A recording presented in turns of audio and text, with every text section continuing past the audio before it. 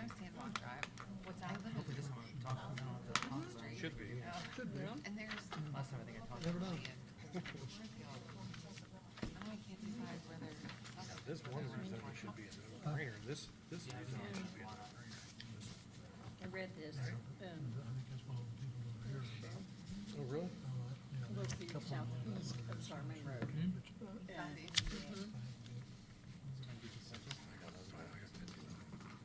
I didn't Leave think that to though us it to make the decision, or did you gonna change give it to it? 3204 Sandwalk Drive.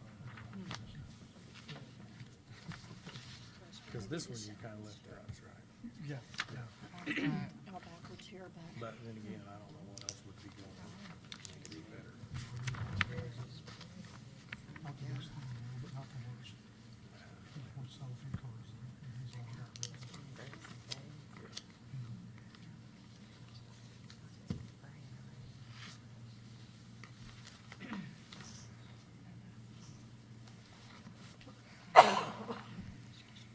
Okay, it's 5 o'clock. I would like to call this October 12th, 2021 Planning Commission meeting to order.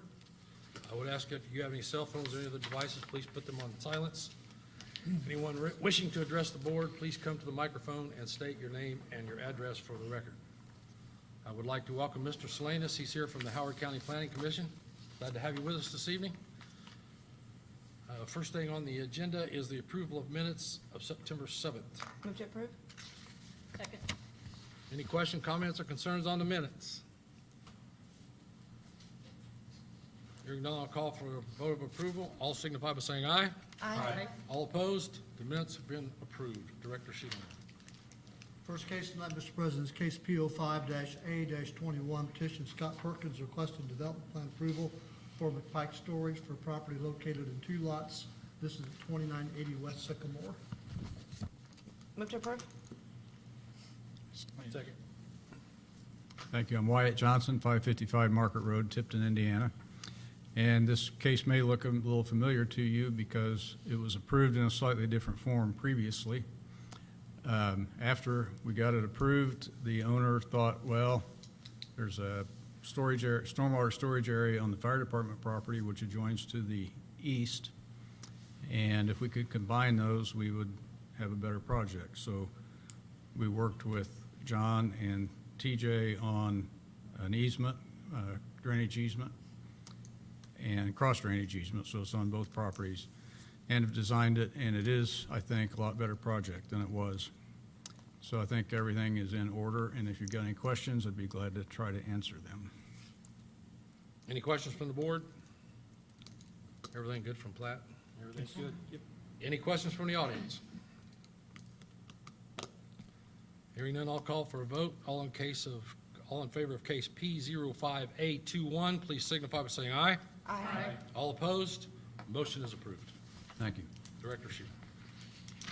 This case, Mr. President, is case P 09-P-21, petition Citation Partners LLC, Steve Schreckengast, requesting approval for final plat for Prairie Farm Section 2. This is north and east of 2471 Schick Drive. And again, Mr. Johnson is here for this case.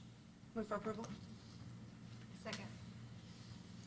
Thank you. Wyatt Johnson, 555 Market Road. This is a 55-lot in total subdivision. We're asking for final approval on 33 of the 55 lots and the construction plans for the project. There's a floodplain issue on this project that wasn't there in 2002 when we started design. So we have elevated the building pads, or designed the building pads to be elevated to be above the required flood elevation, flood protection elevation. We've got details on the streets, sidewalks, and all that kind of stuff. So I think that everything's in order and ask for approval. Just so everyone on the board knows, I think most of you do, as Wyatt indicated in 2002, that the floodplain was not an issue. About 2 years ago, the state DNR changed the flood maps just for the state of Indiana. And now some of our floodplain areas have become quite tricky. because there are now areas just like Prairie Farms that was not in the floodplain when they first were approved, and now a lot of those lots are. We have a couple of subdivisions that have sold lots, and now they're coming to my office and wanting permits to build, and we cannot allow those permits to be issued because now they're in the floodplain. So it's very tricky, and Wyatt, I think, and John have done a good job of working with the developers to get some of these lots out of the floodplain. Couldn't get them all out. There's still, 7 acres or so Something of like that, lots yeah. that can't be developed because of this new flood area, but we were able to get several out of the floodplain. So it was good work between Wyatt and the Drainage Board for Howard County and John, so. And we needed, because we had to elevate the lots, we needed more dirt. So we worked with the Drainage Board because they knew more about two-stage ditches than I did, and we've designed a two-stage ditch so we can get dirt out of that floodplain, so. And there's actually more flood storage now there than what there was before. So it was a good thing, so. I'll be quiet now. No, keep going. Any questions from the board? Any questions from the audience?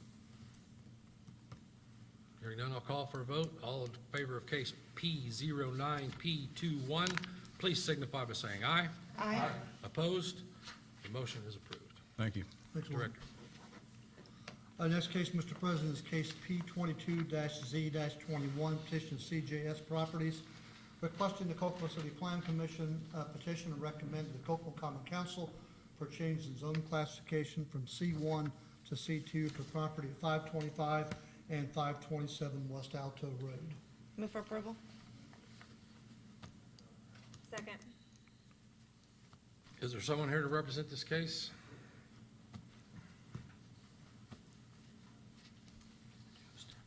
Scott Perkins, 1096 Chatham Hills Boulevard, Westfield, Indiana. And so what I would like to do is change the zoning, which is right next to CJ's Car Wash. I own that piece of property altogether, and I'd like to change the zoning so we could potentially put a few cars out front for sale. Any questions from the board before we have staff report? Director Sheeline? Staff report for case P22-Z-21. Scott Perkins is requesting change in zone classification for the address parcels listed above. This location will be utilized as a used automotive dealership. Adjoining property uses to the north, IS institutional and R3 residential, to the south, east, and west, C1, and also to the west, M2 multifamily residential. According to the City of Kokomo Comprehensive Plan Future Land Use Map, the property shown below is located in an area proposed for general commercial, which is an area designed to accommodate a wide variety of large and small scale commercial uses. Typically, this category is for commercial uses that cater to vehicular traffic with high visibility from major roadways.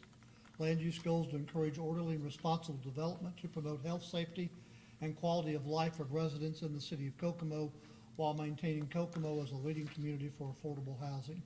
Relevant land use objectives are to encourage adequate land for residential, commercial, industrial, institutional, and recreational uses. Designate specific districts in the community suitable for residential, commercial, industrial, institutional, and recreational uses. The goal of the City of Kokomo Comprehensive Plan Transportation Map is to enhance connections throughout the city for improved safety, function, and efficiency for all modes of transportation, including vehicular, bicycle, and pedestrian networks.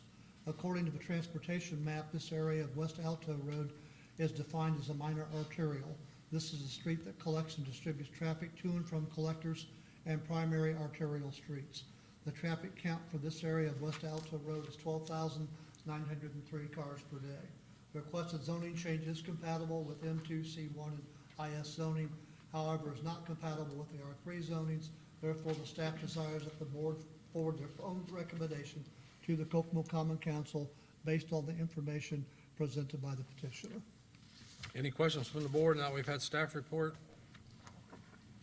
At top of the line, the lot's actually gonna be located in front of that in the grassy area? Is that what- Well, top of the line is 527. In 525, there was At one point, there was a building there that I tore down.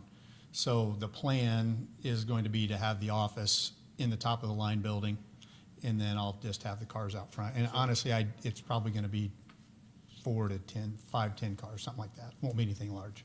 What about egress going in and out with, looks like there's an alleyway behind the other.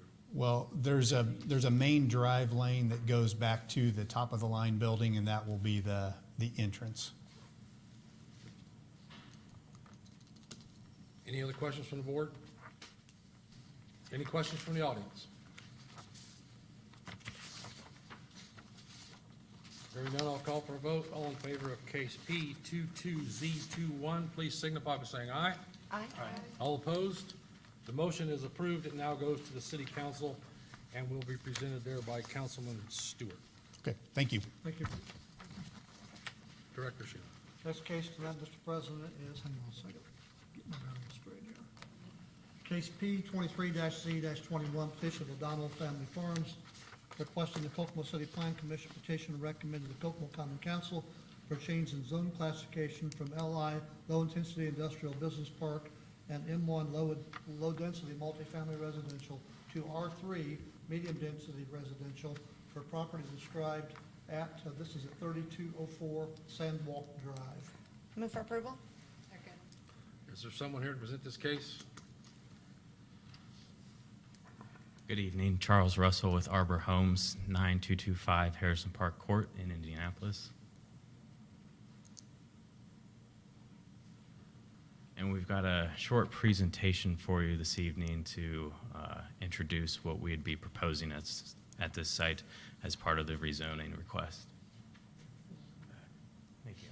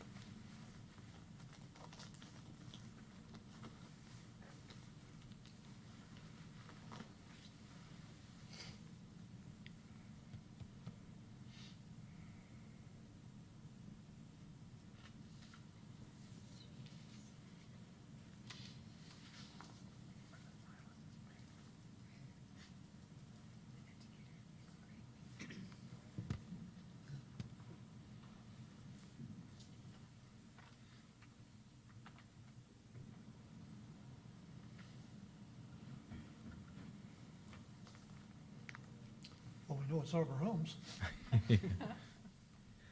There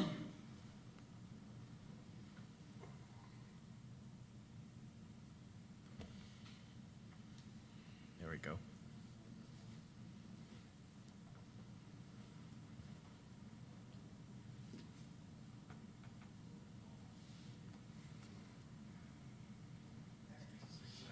Yes, there we go. There's a slight delay, so please bear with me. Okay. Thank you. Just to introduce Arbor Homes for those who are unfamiliar, we are a home builder. Yeah, go ahead. Located in central Indiana. We've been building homes in the region for the last 27 years. Thank you.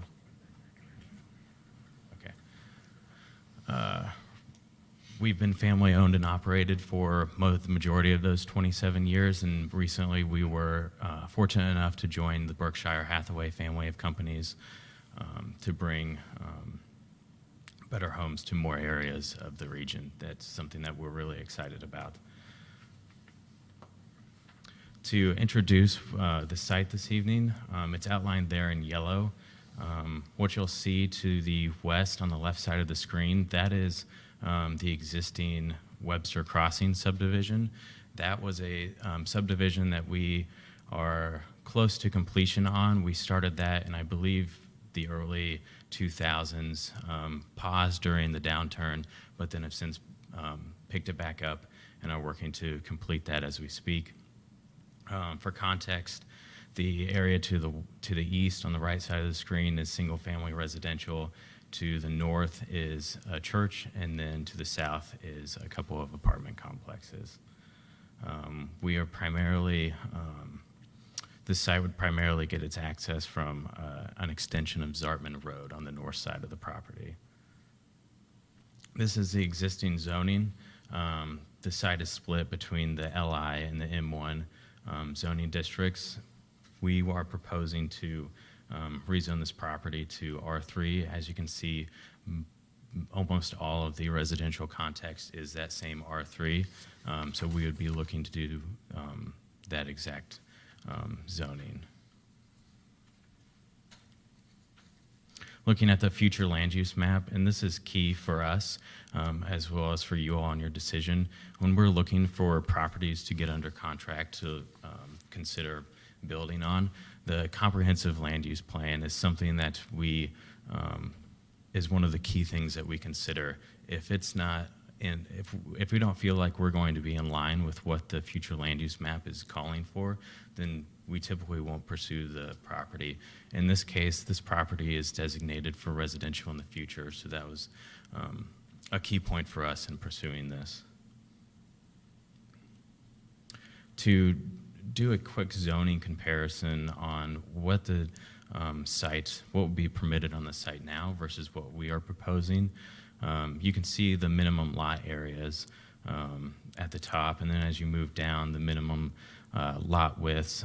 For us, the key thing is the permitted uses. Currently, the site would be permitted to have restaurants, offices, distribution facilities, storage facility, as well as additional apartments. What we're looking to have is single-family homes, and the R3 district aligns perfectly with that.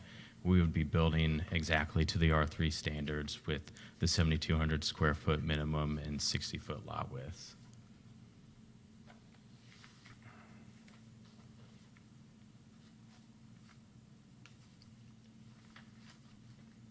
This is our concept plan. Again, this is at a conceptual level. As we move forward through the platting process, the details of this plan will get fleshed out.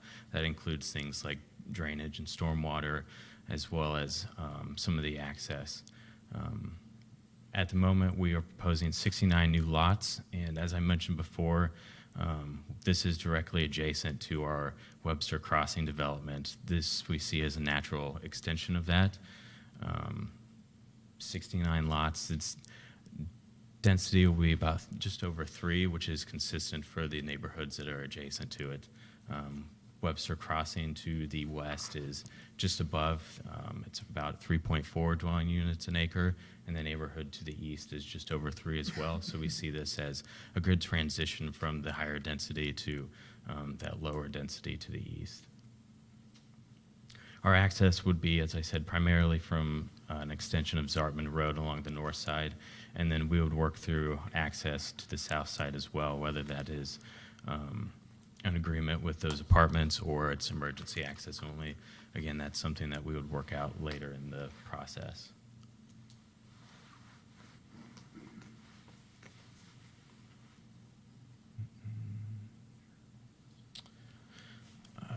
These would be the homes that we would be proposing and building on this property.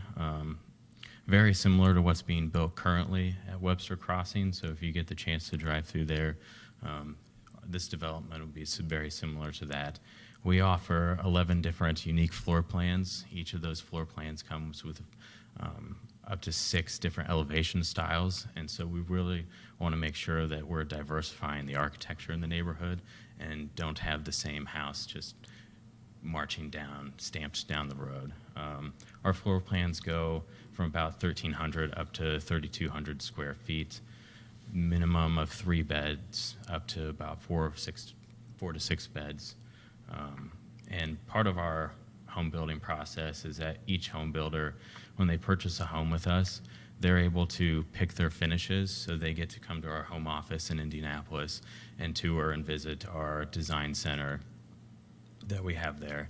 And they work with our professional designers to pick all of their finishes, the colors on the exterior, and that's something that we offer our home buyers. We don't give them just packages of finishes. We let them truly customize their home so that they have some real ownership over it. And just to reiterate, as I said before, we don't like to pursue properties that we feel aren't a good fit for the community. We want to build good homes, and we want to add to the communities that we go into. And so, as I said, we feel that we are right in line with what the comprehensive plan says. Our average sales price is going to be in line with what's being sold at Webster Crossing. And then with the access to utilities and street access as well, we feel this property is a good fit for what we're proposing. And I'm available for any questions if you have any. Thank you. Any questions from the board before we have staff report? What school district is this in? I'm sorry, what was that? What school district is this in? I am not familiar with. Mm. That was one of my questions. Have you cleared it? Ma'am, Ma'am. if you're going to ask questions, Yep, you have to come to the, yep, you have to, I need you up here for the record, please. Now? We'll go, well, yeah, that's okay. yeah, that's fine. We were going a different way, but this is fine. This will work. We will accommodate. That's right. I'm Linda Van Natter. I'm speaking for my dad, Howard Richmond. He lives at 3509 South Webster Street. Mom and Dad have been in their house for 29 years. Their house backs up to where he's wanting to put these homes. I don't think, for the most part, that there's any problem with the idea of putting homes there. It's a whole lot better than having some kind of storage units or apartment buildings, this type of thing. That's not the issue. The issue is Western already is overflowing. I work for Western. I am a bus aide for special needs kids. We just got 2 more kids on our bus. I now have 5 wheelchairs that I have to take care of, plus I have 6 other kids that are either physically disabled, mentally disabled, whatever. Okay, so I want to know if they have taken this into effect or consideration as far as for the school district, first off. Secondly, my dad, like I said, where he lives, if he can put up that picture, the one with the yellow. Okay, you see that little point there? My dad, yes, right there, he tried to talk to a guy named Ferguson several years ago, probably 20 years ago, about purchasing, because this is his house right here. This here, they told him was easement and would not sell it to him. So now you're going to have this backyard going into his house, this backyard going into his house. We put a privacy fence up here because all of these apartments over here, he had people cutting through. They took out boards from the fence around the apartment complexes, and they would cut through Dad's yard. He had one guy come up to him, he's 89 years old, and picked up a rock in his backyard. And thank God Dad didn't act threatening or anything, and the guy laid the rock down and left. So we built a fence within a week. So that fence is going to be right there where that easement is what they told us it was. And, you know, we want to buy that small section so that we can keep that fence there, keep them safe, and that type of thing. Well, if the fence is on his property, that's, Well, the thing is, it's the way it's cut, the point goes into his yard with the, okay, you see this point here? That is the edge of his neighbor. Okay, all of this diagonals into his yard. It comes halfway down into his backyard at an angle. So this property is along his next door neighbor's house. Am I explaining it properly? Yeah. Yeah. And so what I want to do, this is his property line right here, and this line. We want to buy this small section right here. That way it would give Dad a straight shot across the back of his house, but it also would give whoever buys this house a straight backyard, and it would pretty much make this house a straight backyard. Because the way it is now, their backyard is going to come halfway up into his, and we've got that privacy fence there to protect them from people that were cutting through. Where's the fence in relationship to the point? It is in that neighbor's point right there, and it comes straight across. Straight down to his southwest corner? Yeah, it comes, Across that area you wish to purchase? yes, it starts here and it comes like this. We didn't take all of this here. We just went from this point like this, because his garage is right here. So we knew that this was not our property, but we did start at this point and came this way. But we mow all of this. That's all been back behind probably, what, 15 feet? Is this something you can bring to 20 feet? the powers that be? Yeah. Okay. Would you, Miss, would you just exchange contact information with him, please? And he said that he will discuss that. Sure, We can discuss that. okay. Perfect. All right, Thank you. that was my big thing. Okay. Thank you. You're welcome. Any other questions before we go to the staff report? Director Schindler. Staff report for case P 23-Z-21. Somebody else got it. I'm I will get the staff report in, that has facts in it, and then I will get to you. Okay? Thank you. Charles Russer of Arbor Homes, on behalf of O'Donnell Family Farm, is requesting a change in zone classification for the address parcels listed above. This location will be utilized as single-family homes. Joining property uses and zonings are to the north institutional, to the south into multifamily residential and R3 residential, to the east R3 residential, and to the west R3 residential. According to the City of Kokomo Comprehensive Plan Future Land Use Map, the property shown below is located in an area proposed for medium-density residential, which is single-family housing of varying types between 3 to 6 dwelling units per acre. Typical medium-density housing would be single-family detached duplexes, triplexes, condominiums, townhomes, and cluster homes. Land use goals to encourage orderly and responsible development to promote health, safety, and quality of life of residents in the city of Kokomo while maintaining Kokomo as a leading community for affordable housing. Relevant land use objectives are to encourage adequate land for residential, commercial, industrial, institutional, and recreational uses. Designate specific districts in the community suitable for residential, commercial, industrial, institutional, and residential uses. The goal of the City of Kokomo Comprehensive Plan Transportation Map is to enhance connections throughout the city for improved safety, function, and efficiency for all modes of transportation, including vehicular, bicycle, and pedestrian networks. According to the transportation map, this area of Zartman is defined as a local street. A local street is one designed primarily to provide access to abutting properties and discourage through traffic. The closest traffic count for this area of Zartman Road is 1,718 cars. This is at South Berkeley and Zartman. The requested zoning change is compatible with the existing adjacent zoning districts.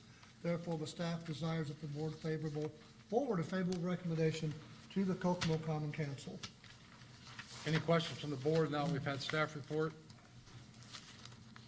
Any questions from the audience?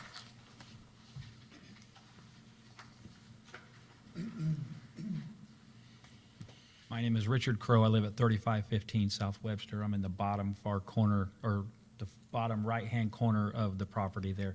The only thing that concerns me, I'm all for the program. I mean, but there is designed in there a 25-foot easement. Now, from the line where the notch was the young lady was speaking about, there's a 25-foot easement in there. Is that going to be maintained, and who's going to own that? Because we were under the impression, obviously, it's an easement, we can't do anything with it, but we've continued to mow it. We know that it's not ours, but we like to keep it clean, otherwise it's just going to be weeds and, rats and whatever else. But on this map, it shows that property then goes back to these people who are going to be building the houses, but is that going to, I don't have a problem with that, but is that going to maintain the easement? Because there is a major sewer line underneath of there, and I'm sure that everybody knows that, but it goes all the way out to Indian Heights. And they put that in 25 years ago. So I was just curious if that's going to actually be part of their property, or does that maintain, where does that land that's 25-foot easement go to? Who owns the easement? That I don't know. It doesn't state that. It doesn't state that. But our property lines are correct with what he's showing. Okay? Obviously, the yellow area abuts to our property lines, but it does show on all the maps, and I've lived there since 1983, and it shows that there's a 25-foot easement in there, and that 25-foot easement does come from that one notched corner that she's talking about back into where that one lot is, or those several lots are. And it shows, it's basically like an alleyway that goes all the way down. This gentleman here lives all the way at the end where Zartman would go through, and it basically goes all the way through. But it's supposed to be a 25-foot easement. I just don't know if that becomes the new homeowner's property, if that's... So you're saying the easement is in what is depicted in yellow there now? Let me show you. Please. Sure. There's more than one easement. Is there more than one? One is not showing. I own this house right here, but right in here, it states that there's a 25-foot easement that comes right down through here, just like that. And goes through the middle of my yard. Right. Okay? And that's the property that they're referring to that they want to buy, is this, the 25-foot easement goes from this corner in this way. So essentially, this pie really isn't included into that easement area. But that would be the area that I would be curious about what's going to happen to it. We don't mind maintaining it, we've been doing it 30 years. So does the easement follow the cornfield line? Sort of. It sort of follows the property lines, but yes, we keep the farmer at bay because he keeps trying to cut up in there. And at one point, when I bought the house, there was vegetation, there was trees, peach trees and everything. One of the reasons why I bought the house, not the reason, but one of the things of having it. So there's the gap. A year after I bought the house, he come in and took it all out, everything. Even the fence that was on my property, he removed, and I contacted, and they said there's nothing that can be done. So, but now at this point, I want to know who's going to own that easement. Obviously, I don't own it, and I'm not trying to buy it. I just want to know what's going to happen with it. Well, we're probably not going to have that answer tonight. This is just for rezoning the property. However, those are discussions that we can certainly have, pardon me, with the developer. We'll get all that figured out, absolutely. Okay, yeah, Yes. like I said, it doesn't matter to me. It's just one of the Sure. questions I had is what happens to the easement. And there'll be more public hearings when we go through site plans, so all that will be discussed and figured out before we have a final site Okay. plan. All Okay? right, thank you. All My right. best guess is that it's a utility easement that runs with the land. And It is a utility And easement. so they would be subject to that easement and probably not able to remove it unless the utility themselves would agree. Yeah. That's my best guess. And they but- would be responsible for maintaining anything on their property, even if it's covered by an easement. Correct.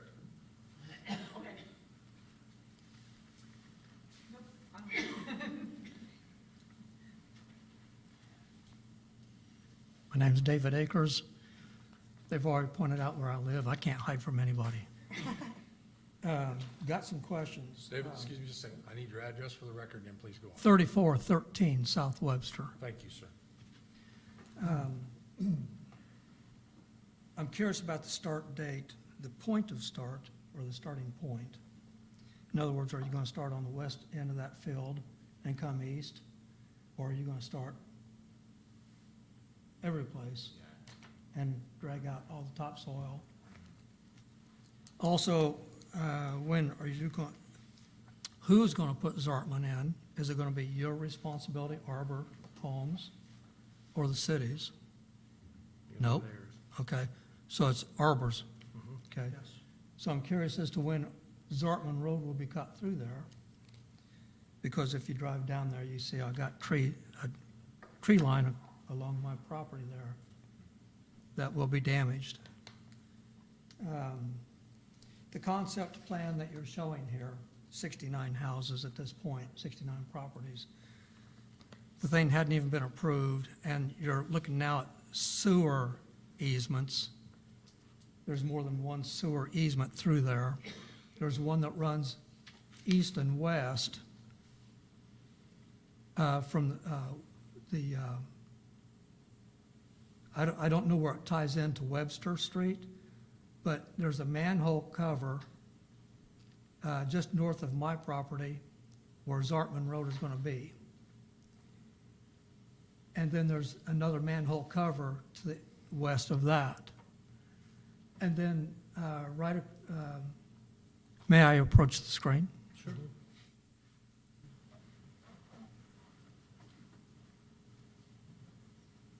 There's a sewer easement that comes along here and goes this way. It brings it off here. There's a manhole cover in this area someplace out here.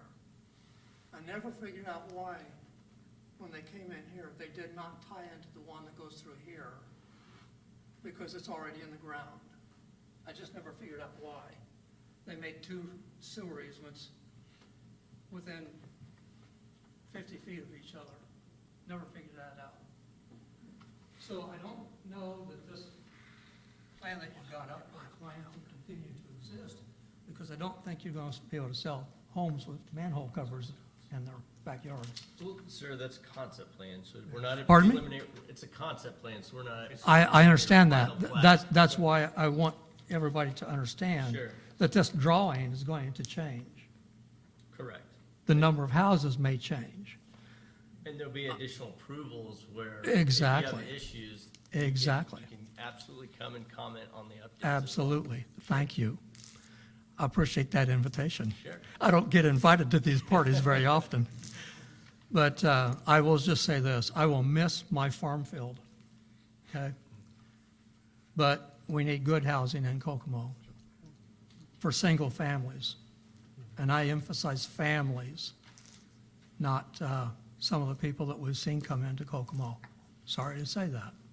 Well, you got to have housing for everybody. Housing for everybody. Have housing for but everybody. we need good single families in this household. Absolutely. So, other than that, I don't have anything else to say.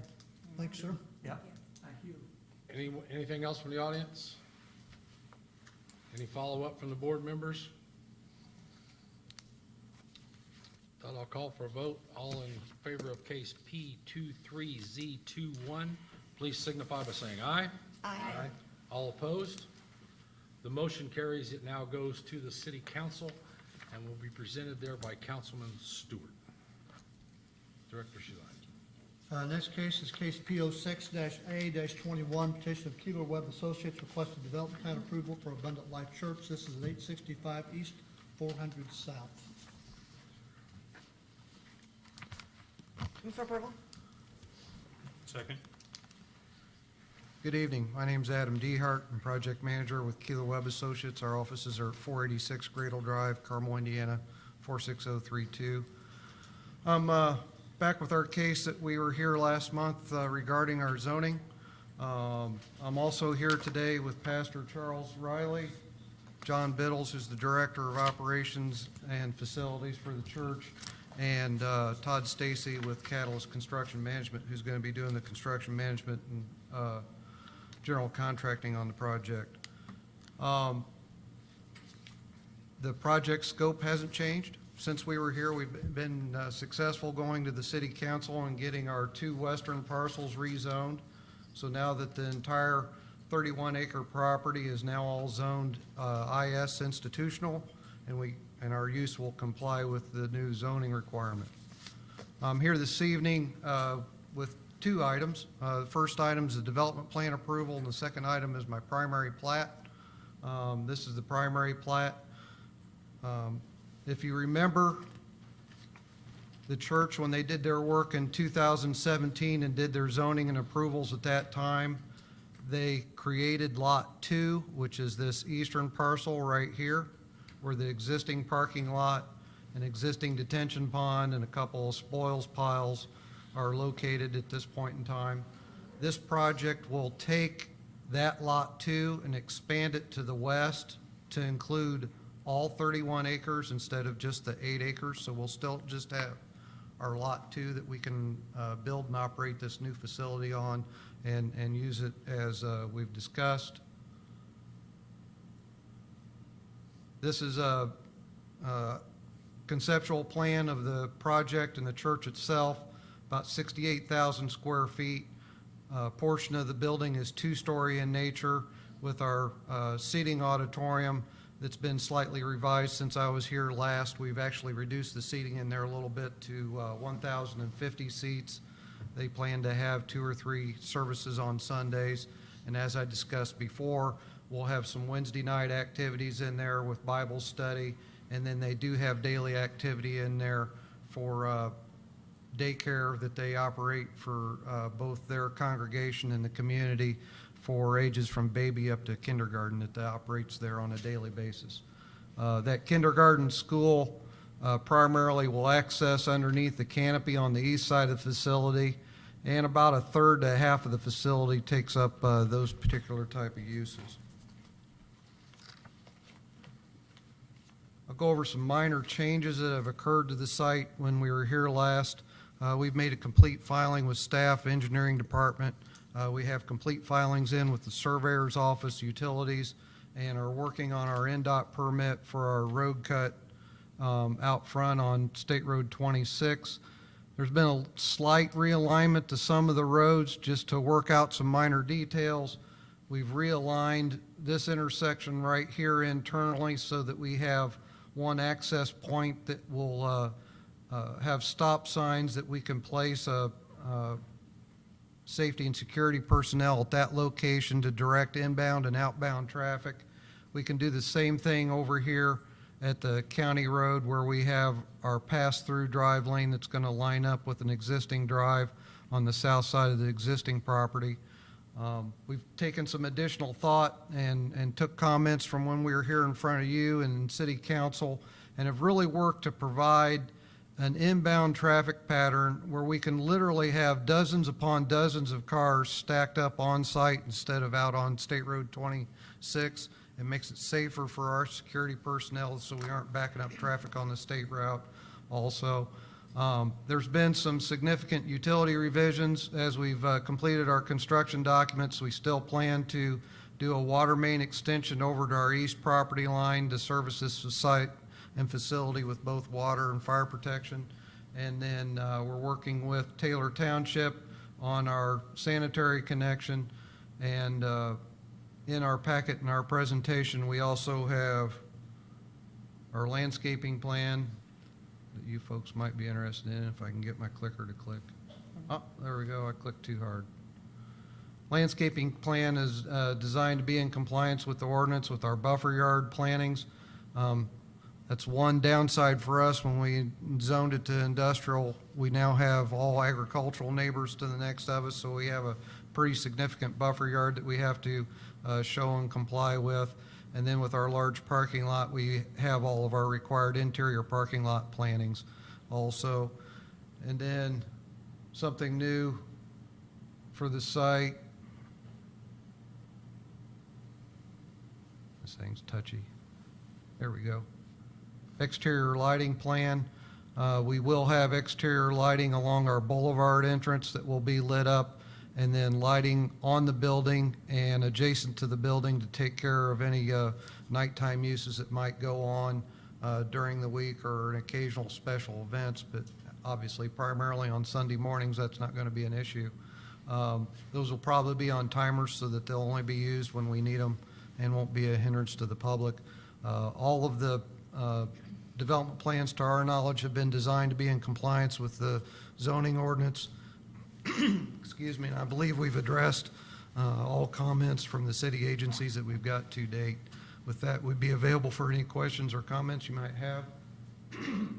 One last thing, on the primary plat, I'm asking that the Plan Commission approve the primary plat, and we would return to staff with the final secondary plat at a later date to be approved administratively, because we still have some easements to work out with utilities, and I fully expect NDOT to want us to dedicate some right-of-way. So we want to make sure all that's right before we have our final recordable document, and we would ask that staff take care of that administratively.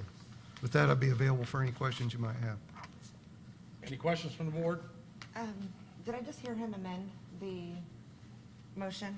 No, He's no, here no, for no, approval, no, that'll be for primary, next final? case. That'll be the next case. Next case. Okay. Yep, yep.